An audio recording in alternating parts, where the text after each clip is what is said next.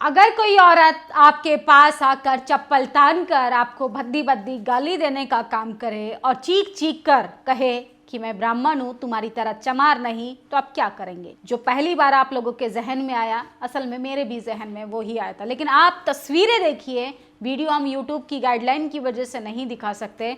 Screenshot देखते जाइए और सोचने पर मजबूर हो जाएंगे कि सड़क से लेकर संसद तक तो जातिवाद देखने के लिए मिलता था। अब पब्लिक ट्रांसपोर्ट यानी ट्रेन, बस, बैलगाड़ी, चाहे जिस चीज से जाइए, जहाज से सफर कीजिए, लेकिन जातिवाद का शिकार तो आपको होना पड़ेगा। सोचिए, ये तस्वीर में जो महिला आपको नजर आ रही है, जिसने पीले कलर का सूट पहना है, वो अपने आप को कहती है कि मैं पंडित हूं और मैं तुम्हारी तरह चमार नहीं। सोचिए, एक लड़के पर जूता तानने का काम करती है, उसको जब तक टिगर करती है जब तक उसका पेशेंस लेवल लूज नहीं हो जाता। और फिर क्या होना होता है, किसी भी नागरिक को, किसी भी व्यक्ति को जब आत्मसम्मान पर चोट पड़ती है, वो वही करेगा जो इस शख्स ने किया। लेकिन तमाम लोग महिला कार्ड खेलकर ऐसी जातिवादी महिलाओं का भी बचाव करते हैं। नमस्कार, मैं निधि रतन और आप देख रहे हैं नेशनल दस्तक। मैं पंडित हूं, तुम्हारी तरह चमार नहीं। ये शब्द जब आप सुनेंगे और सुनने के बाद सोचेंगे जरूर कि आखिर देश में चल क्या रहा है। ये बदतमीज, बेगैरत और बेहया ब्राह्मण महिला ट्रेन में एक लड़के से बहस कर रही है, उसे अपनी चप्पल दिखा रही है और जाति सूचक गालियां दे रही है। उसके बाद भाई ने भरपूर दक्षिणा देने का काम किया। जैसी गंदी जातिवादी सोच समाज में आज भी जिंदा है, सलीगड़ी मानसिकता को उजागर करती है। सोचिए किस तरीके से यूथ आर्मी नाम के यूजर ने ये लिखा है और वीडियो को साझा किया है। हम सिर्फ आपको जानकारी बता रहे हैं। तो आजादी के 78 साल बाद भी जाति की जड़ें इतनी मजबूत हैं कि आप जाति की बात करेंगे तो आप खुद जातिवादी कहलाएंगे, लेकिन जो लिबरल सेकुलर बनने का नाटक करते हैं वो महीन जातिवादी हैं। वो आपके बच्चे का नंबर काट लेंगे, आप लोगों को व्हाइट कॉलर जॉब में नहीं जाने देंगे, आपको इस देश के इंस्टीट्यूशंस में नहीं जाने देंगे। अगर आप इस देश के चीफ जस्टिस भी बन जाते हैं तो आप पर भी जूता फेंकने का काम करेंगे। जब इंसान का सबर का बांध टूटता है और जवाब दे जाए तो फिर सामने वाला कोई भी हो, सिस्टम का हैक होना तय है। ट्रेन में एक महिला ने चप्पल और अपनी झूठी शान के दम पर एक लड़के को मानसिक तौर पर इतना टॉर्चर किया कि सारी अधे पार कर दी। अहंकार का आलम देखिए, पति इनके सुपरवाइजर है, बेटा इंजीनियर है और बेटी की खूबसूरती का घमंड ऐसा कि सामने वाला इंसान उन्हें कीड़ा मकोड़ा नजर आने लगता है। लड़का काफी देर तक नजरअंदाज करता रहा, खुद को शांत रखता रहा, लेकिन जब नारी शक्ति के नाम पर चप्पल दिखाकर उसकी औकात पूछी जाए और औकात के साथ उसकी अगर जाति पूछी जाए तो ये नहीं देखा जाता कि सामने वाला महिला है और पुरुष है। हिसाब आत्मसम्मान का जब हो तो हिसाब बराबर करना जरूरी है। फिर भी जो हुआ वो देखने लायक था। भाई ने भरी बोगी में उस महिला का ऐसा सॉफ्टवेयर अपडेट किया कि सारा अहंकार एक पल में मिट्टी में मिल गया। कुछ मैनुअल कमांड दिए और बाकी ब्लूटूथ से फाइलें ट्रांसफर कर दिए। अब उस महिला का सिस्टम आगे के लिए किसी भले आदमी को देखकर भी एरर नहीं दिखाएगा। सीख बहुत सीधी है, किसी की शराफत का सब्र का इम्तिहान उतना भी ना लो जितना वो खुद ना झेल सके, वरना उसका रिमोट होने की बारी आती है तो सारी डिग्रियां रिश्ते धरे के धरे रह जाते हैं। तो सोचिए, चप्पल दिखाती महिला का सिस्टम हैक कर दिया क्योंकि इनको जाति का बहुत अहंकार था। तो तमाम, खासकर उन तमाम जातिवादी लोगों से तो खासकर मेरी अपील है कि जातिवाद को खत्म करने का प्रयास कीजिए। जाति के नाम पर लोगों को अपमानित करेंगे तो आप भी जूता चप्पल खाने का काम करेंगे। सोचिए, लोगों का सब्र का बांध इतना भी मत आप लूज कीजिए कि जब वो अपने बदला लेने पर आए तो आपको ये भी ना देखे कि आप एक महिला हैं। सोचिए, वो पत्रकार, याद है, खुद को तो पत्रकार कहती हैं, लेकिन पत्रकारिता उनको सीखने की जरूरत है। मुंह में माइक ठूस ठूस कर पूछी, पानी मिला क्या, पानी मिला क्या, 5000 साल से पानी पिया क्या। सोचिए किस हद तक ये लोग बेशर्मी पर उतर कर नंगा नाच करते हैं। इस पर अगर हम बात कर दें तो ये विक्टिम कार्ड प्ले करते हैं, टैसू बहाने का काम करते हैं और किस तरीके से आंसुओं का जनसैलाब ले आते हैं और विक्टिम कार्ड खेल कर कहते हैं कि नीले गमछे वालों ने इनके साथ बदतमीजी की। तो जातिवाद को समझना होगा, क्योंकि ऐसे लोगों को इन्हीं की भाषा में जवाब देना बहुत जरूरी है।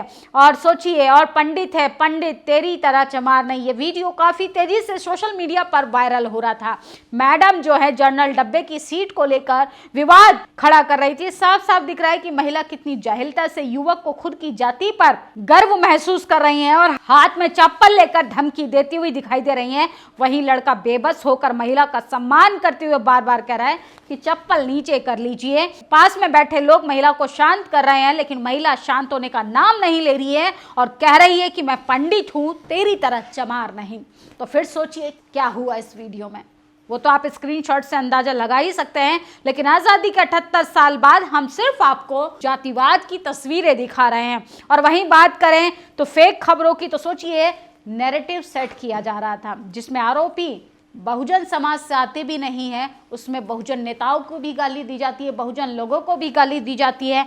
और सोचिए किस तरीके से एक लड़की की निर्मम हत्या हुई, आज उसका सबसे बड़ा खुलासा हुआ है। सवर्ण समाज के लोगों ने सारण मामले में, महिलाओं मामले में दलितों को खूब गालियां दी, उन्हें अपमानित किया। सदियों से जिसका शोषण करते आए हो उसी को शोषण बताकर दिया, लेकिन अब सच्चाई कुछ और है। और सोचिए किस तरीके से परिवार कह रहा है कि परिवार के लोग ही दोषी हैं, लड़की को किसी जाति के लोगों ने नहीं मारा बल्कि उसकी खुद की फैमिली नहीं मारा। इनके कर्म ऐसे हो गए हैं, अब ये झूठा स्वांग रचने लगते हैं दलित के खिलाफ। सारी बातें छोड़ो, लड़की की मां को पकड़ो। किसी भी दलित की जांच से पहले अपराधी का फेवर नहीं किया, ना ही कभी करता है, लेकिन इनके देखो खुद के बलात्कारियों का समर्थन करते हैं। तस्वीर देख रहे हैं, इस तस्वीर में जो शख्स नजर आ रहा है ये वही है जो मनीषा वाल्मीकि के बलात्कारों के समर्थन में पंचायत करने का काम कर रहा था। तो ये हालात हो गए हैं इस देश में कि आप न्याय भी मांगेंगे तो ये आपको न्याय नहीं देंगे। और ये चारों स्क्रीनशॉट देखिए, खुरपेच नाम के यूजर ने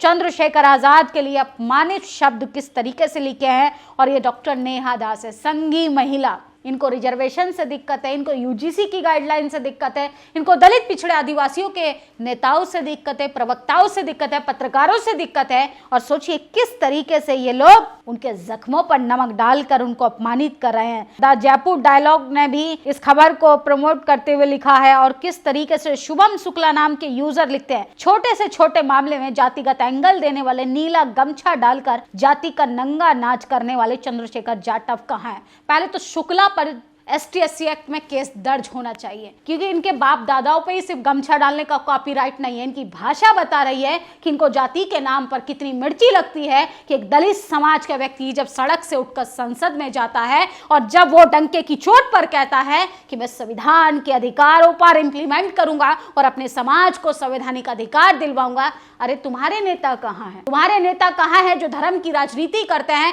वो जाके न्याय दिलाए उस बेटी को।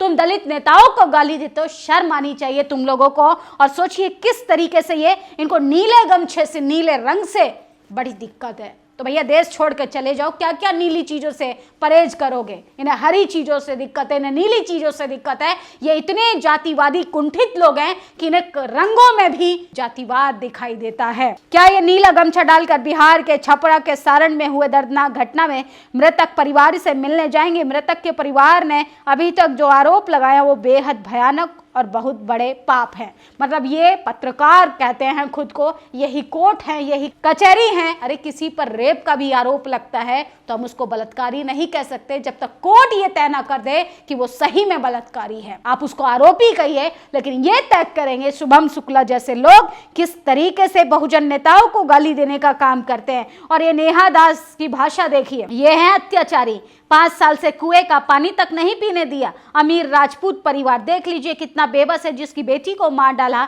वो रोने के अलावा कुछ नहीं कर सकता। इन्हें 5000 साल वाले इंसिडेंट से बड़ी दिक्कत है। अरे पहले खबर की पड़ताल तो कर लो कि मारने वाला कौन है, लड़की के साथ क्या हुआ, लड़की की हत्या किस तरीके से हुई। लेकिन नहीं, इनको जहां पर भी मौका मिले किसी को बदनाम करने का, ये भर भर के लंबा चौड़ा पोस्ट लिखते हैं और बहुजन नेताओं को गाली देने का काम करते हैं। और बिहार में एक राजपूत समाज की बेटी का पासवान समाज के लड़कों ने रेप कर दिया, जबकि खबर झूठी थी, झूठा नैरेटिव सेट किया जा रहा था।